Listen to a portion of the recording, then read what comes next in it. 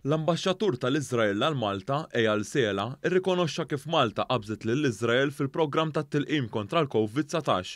Dan intqal waqt il-programm Realtà fuq l-Istazzjon Nazzjonali.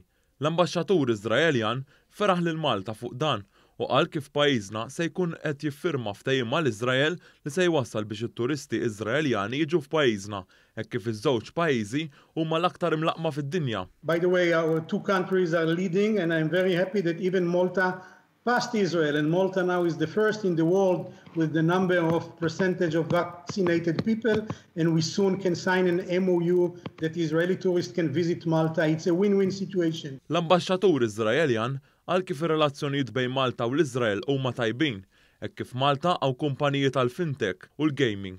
Waqt dan il-programm kien hemm ukoll l-Ambaxxatur Palestinjan għal Malta, Fadi Hanania, li bħall ambaxxatur Iżraeljan qal li l-komunità internazzjonali hija importanti sabiex kun hemm paċi f'dan ir-reġjun li bħalissa għaddej bit-taqbid. L-Ambaxxatur Palestinjan semma kif pajjiżna dejjem rid il-paċi bejn żewġ naħat fil-Lvant Nofsani. Malta, for example, has been very supportive of peace in the region.